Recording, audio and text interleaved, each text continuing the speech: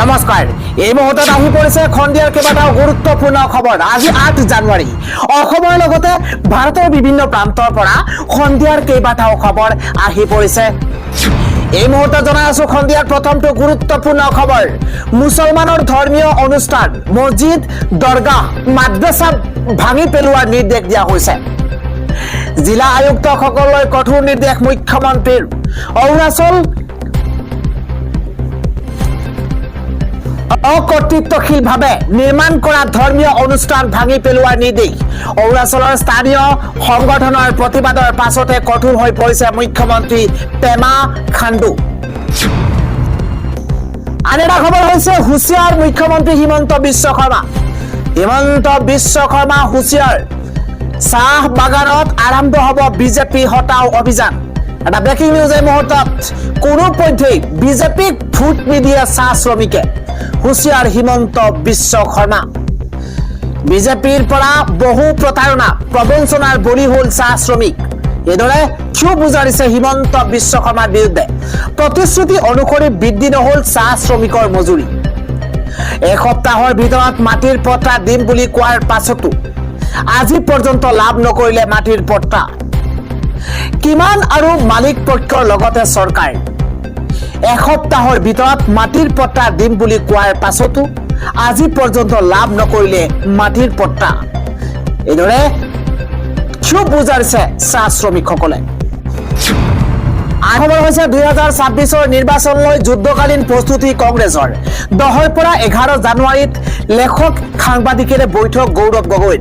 এটা breaking news. 2026 নিৰ্বাচনৰ বাবে যুদ্ধকালীন প্ৰস্তুতি আৰম্ভ বিৰোধী দল কংগ্ৰেছৰ। ডাঙৰ খবৰ কংগ্ৰেছৰ ইস্তেহাৰ প্ৰস্তুতিক লৈ ব্যাপক তৎপৰতাত নামি পৰিছে কংগ্ৰেছ। কংগ্ৰেছৰ ইস্তেহাৰ প্ৰস্তুতিক লৈ ব্যাপক তৎপৰতা আৰম্ভ কৰিছে কংগ্ৰেছে। 10 আৰু 11 জানুৱাৰীত লেখক সাংবাদিকৰে সৈতে বৈঠকত মিলিত হ'ব সাংসদ গৌৰৱ গগৈ। এটা ব্ৰেকিং নিউজ এই মুহূৰ্তত জনোৱাৰ চেষ্টা কৰিছো। ৰাইজৰ পদূলিত ৰাইজৰ কংগ্ৰেছ অভিযানৰ অংশস্বৰূপে ৰাইজৰ প্ৰস্তাৱ আৰু মতামত গ্ৰহণ কৰিব কংগ্ৰেছ দলে। দল সংগঠন নাগৰিক সমাজ যুৱ সমাজ জ্যেষ্ঠ সাংবাদিকৰ সৈতে মত বিনিময় কৰিব গৌৰৱ গগৈ দেৱব্ৰত শইকীয়া আৰু প্ৰদ্যুৎ বৰদলৈয়ে।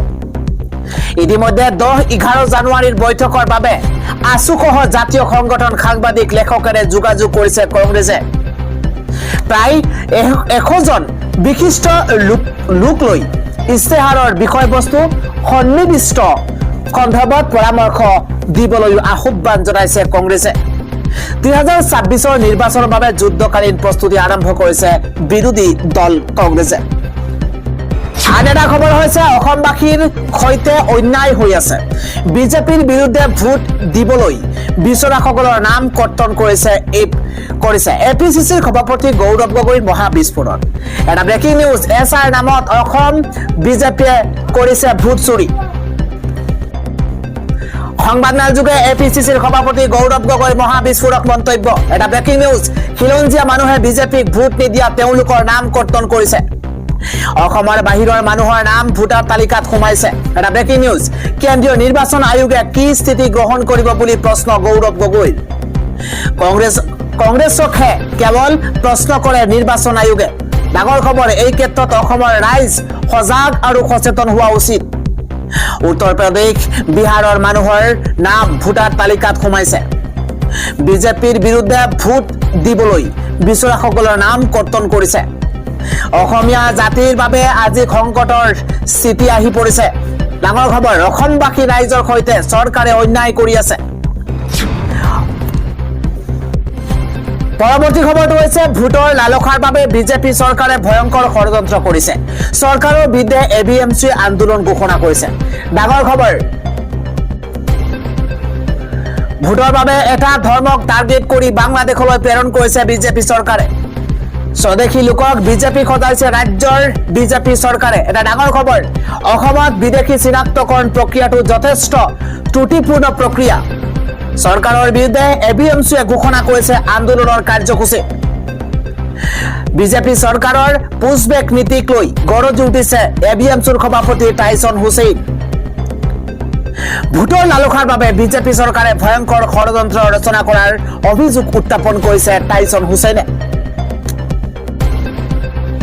আন এটা খবৰ হৈছে কংগ্ৰেছৰ 100 কিমান আসন বিচাৰিব ৰাইজৰ দলে এবাৰ 2026 নিৰ্বাচনত বিৰোধী ঐক্যৰ আসন বুজাবুজিক লৈ বৃহৎ খবৰ আহি পৰিছে আজি প্ৰস্তুত হ'ব বিজেপিক পৰাভূত কৰিবলৈ ৰাইজৰ দলৰ ৰণকৌশল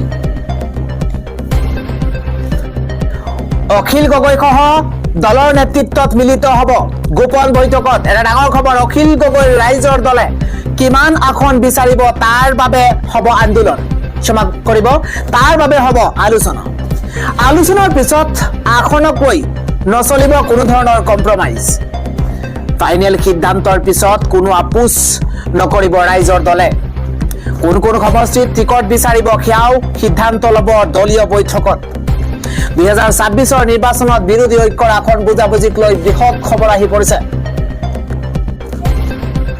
15 ফেব্ৰুৱাৰীৰ ভিতৰত বিজেপিয়ে ল'ব আসনৰ চূড়ান্ত সিদ্ধান্ত পৰৱৰ্তী খবৰ 2 সমষ্টিৰ বিজেপিৰ প্ৰাৰ্থীৰ নাম ঘোষণা মুখ্যমন্ত্ৰী হিমন্ত বিশ্ব শৰ্মাৰ ডাঙৰ খবৰ বিগ ব্ৰেকিং 2026 নিৰ্বাচনক লৈ সাজু হৈ পৰিছে বিজেপি চৰকাৰ প্ৰাৰ্থিত্ব প্ৰদানক লৈ চলিছে জল্পনা কল্পনা সমাগত নিৰ্বাচন আৰু তাৰ পূৰ্বে দেখিবলৈ পোৱা গৈছে আৰম্ভ হৈছে ৰাজনৈতিক কুচকাৱাজ আৰম্ভ হৈছে প্ৰাৰ্থিত্ব প্ৰদানক লৈ চলিছে জল্পনা কল্পনা 2 সমষ্টিৰ বিজেপিৰ প্ৰাৰ্থীৰ নাম ঘোষণা মুখ্যমন্ত্ৰীৰ ডাঙৰ খবৰ এই মুহূৰ্তত লখিমপুৰত বিজেপিৰ প্ৰাৰ্থী হ'ব মানৱ ডেকা ঢকুৱাখনাত বিজেপিৰ প্ৰাৰ্থী হ'ব নৱকুমাৰ দলে লখিমপুৰত উপস্থিত হৈ এই ঘোষণা কৰিছে ৰাজ্যৰ মুখ্যমন্ত্ৰী হিমন্ত বিশ্ব শৰ্মাই পৰৱৰ্তী খবৰ হৈছে দিল্লীৰ জামে মছজিদত চলিব নেকি প্ৰশাসনৰ বুলডোজাৰৰ একচন দিল্লী উচ্চ ন্যায়ালয়ৰ কঠোৰ নিৰ্দেশনা বিগ ব্ৰেকিং এই মুহূৰ্তত দিল্লীৰ ঐতিহাসিক জামে মছজিদত চলিব পাৰে প্ৰশাসনৰ বুলডোজাৰ একচন দিল্লীৰ ঐতিহাসিক জামে মছজিদত চলিব পাৰে বুলডোজাৰ দিল্লী উচ্চ ন্যায়ালয়ে দিছে কঠোৰ নিৰ্দেশনা ডাঙৰ খবৰ 2 মাহৰ ভিতৰত জামে মছজিদৰ আশে-পাশে চলিব জৰীপ জামে মছজিদৰ জৰীপৰ প্ৰতিটো কোণত জৰীপ চলোৱাৰ নিৰ্দেশ জৰীপত অবৈধ নিৰ্মাণ প্ৰমাণ হলেই চলিব প্ৰশাসনৰ বুলডোজাৰ একচন ডাঙৰ খবৰ অবৈধ নিৰ্মাণ প্ৰমাণিত হলেই তাৎক্ষণিক ব্যৱস্থা গ্ৰহণৰ নিৰ্দেশ দিয়া হৈছে মছজিদটোৰ গেট নম্বৰ 3, 5 আৰু 7ত বহু অবৈধ নিৰ্মাণ থকাৰ সন্দেহ দিল্লীৰ ঐতিহাসিক জামে মছজিদত চলিব পাৰে বুলডোজাৰ একচন পৰৱৰ্তী খবৰ 2026ত চৰকাৰ আহিলে অৰুণোদয় হ'ব 30,000 টকা এটা ডাঙৰ খবৰ এই মুহূৰ্তত দেশবাসীৰ কাৰণে গুৰুত্বপূৰ্ণ খবৰ 1250 টকা নহয় হিতাধিকাৰীয়ে পাব এতিয়া 3,000 কোটি টকা লাখ লাখ অৰুণোদয় হিতাধিকাৰীক দিয়া হ'ব প্ৰতি মাহে 3,000 টকাকৈ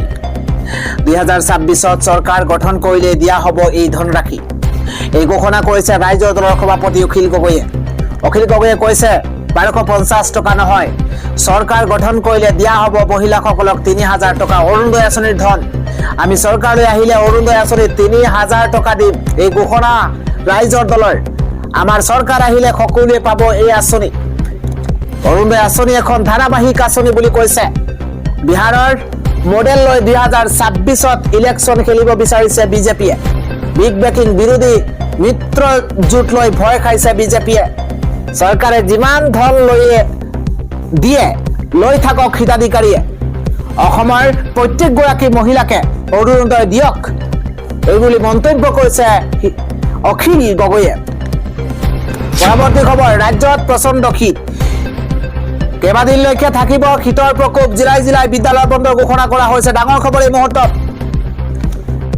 শীতৰ প্ৰকোপত স্তব্ধ হৈ পৰিছে জনজীৱন সমগ্ৰ ৰাজ্যতে নামিব ভয়ংকৰ শীত এটা ব্ৰেকিং নিউজ আগন্তুক কেইবাদিনলৈ ৰাজ্যত শীতৰ এলাৰ্ট জাৰি কৰা হৈছে বঙাইগাঁৱৰ তাপমাত্ৰা 12 ডিগ্ৰী চেলচিয়াছ হৈছে ইপিনে প্ৰচণ্ড শীতৰ বাবে বন্ধ কৰা হৈছে বিদ্যালয়ৰ পাঠদান আন এটা খবৰ অবৈধ ভোটাৰ মিয়াৰ নাম ভোটাৰ তালিকাৰ পৰা কাটিবলৈ মানুহে আমাক ভোট দিছে বুলি মন্তব্য হিমন্ত বিশ্ব শৰ্মাৰ ভোটাৰ তালিকাৰ পৰা সন্দেহযুক্ত লোকৰ নাম কটা যাবই তাত কোনো সন্দেহ নাই ইয়াক লুকুৱাব লগা আমাৰ একো নাই বুলি মন্তব্য কৰিছে হিমন্ত বিশ্ব শৰ্মাই কটা যাবই অবৈধ লোকৰ নাম 2-3 ঠাইত নাম থাকিলে নাম কটা যাবই মৰা মানুহৰ নাম ভোটাৰ তালিকাত ৰাখিব নোৱাৰি বুলি মন্তব্য কৰিছে হিমন্ত বিশ্ব শৰ্মাই এছাৰৰ একাংশ নাম কটাকৈ মুখ্যমন্ত্ৰীৰ বিস্ফোৰক মন্তব্য। পৰৱৰ্তী খবৰটো হৈছে ঘন কুঁৱলীয়ে ছানি ধৰিছে ৰাজ্যৰ আকাশ। ইতিমধ্যে 33খন জিলাত জাৰি কৰা হৈছে ইয়েলো এলাৰ্ট। প্ৰচণ্ড বৰষুণৰ আগজাননী দিয়া হৈছে 33খন জিলালৈ। ডাঙৰ খবৰ, গুৱাহাটীত তাপমাত্ৰা 13 ডিগ্ৰী চেলছিয়াছ। সমান্তৰালভাৱে গোৱালপাৰাত তাপমাত্ৰা 12 ডিগ্ৰী চেলছিয়াছ। ইফালে ধুবুৰীৰ তাপমাত্ৰা 13 ডিগ্ৰী চেলছিয়াছ। অবৈধ এইদৰে 13 ডিগ্ৰী পৰ্যন্ত চেলছিয়াছ হৈছে এইবাৰ তাপমাত্ৰা। পৰৱৰ্তী হৈছে ইডি আৰু অমিত শ্বাহৰ কাম হ'ল বিৰোধী দলৰ কাৰ্যালয়ত তালাচী চলাই হাৰ্ড ডিস্ক আৰু প্ৰাৰ্থিত্ব প্ৰত্যাশী তালিকা জব্দ কৰা। দেশক সুৰক্ষিত কৰিব নোৱাৰা গৃহমন্ত্ৰীয়ে আমাৰ দলৰ গুৰুত্বপূৰ্ণ নথি পত্ৰবোৰ উঠাই লৈ গৈছে। এতিয়া মই বিজেপি দলৰ কাৰ্যালয়ত যদি তালাচী চলাও, এইদৰে মন্তব্য কৰিছে মমতা বেনাৰ্জীয়ে। আদা খবৰ হৈছে উত্তৰ প্ৰদেশৰ প্ৰখ্যাত বিজেপি নেতা সংগীত সোমৰ বিৰুদ্ধে সমাজবাদী দলৰ বিধায়ক অতুল প্ৰধানৰ গুৰুত্বৰ অভিযোগ উত্থাপন হৈছে। গো মাংসৰ ব্যৱসায় কৰে বিজেপি নেতা সংগীত সোমে। এনেদৰে উত্তৰ প্ৰদেশৰ প্ৰখ্যাত বিজেপি নেতা সংগীত সোমৰ বিৰুদ্ধে এবাৰ সমাজবাদী দলৰ বিধায়ক অতুল প্ৰধানৰ অভিযোগ। আন এটা খবৰ হৈছে 2025 চনত উবেৰৰ জৰিয়তে মুঠ 11.6 বিলিয়ন কিলোমিটাৰতকৈও অধিক অতিক্ৰম ভাৰতীয়ৰ। 2025 চনটো ভাৰতত উবেৰৰ বাবে এক অত্যন্ত সফল আৰু গুৰুত্বপূৰ্ণ বছৰ হিচাপে পৰিগণিত হৈছে। শেহতীয়া এক প্ৰতিবেদন অনুসৰি যোৱা বছৰৰ তুলনাত এই বৰ্ষত উবেৰৰ ভ্ৰমণৰ পৰিমাণ 26.5% বৃদ্ধি পাইছে। এই সমগ্ৰ বছৰটোত ভাৰতীয়সকলে উবেৰৰ জৰিয়তে মুঠ 11.6 বিলিয়ন কিলোমিটাৰতকৈও অধিক পথ অতিক্ৰম কৰিছে। এই বিশাল দূৰত্বৰ পৰিমাণ ইমানেই বেছি যে ইয়াক প্ৰতিদিনে শ্ৰীনগৰৰ পৰা কন্যাকুমাৰীলৈকে কৰা 8,840টা ভ্ৰমণৰ সৈতে তুলনা কৰিব পাৰি। উবেৰে তেওঁলোকৰ বাৰ্ষিক প্ৰতিবেদন হাউ ইণ্ডিয়া উবেৰে উল্লেখ কৰিছে যে 2025 চনত গতিশীলতাৰ ক্ষেত্ৰত দেশত এক নতুন মাপকাঠি স্থাপন কৰা হৈছে।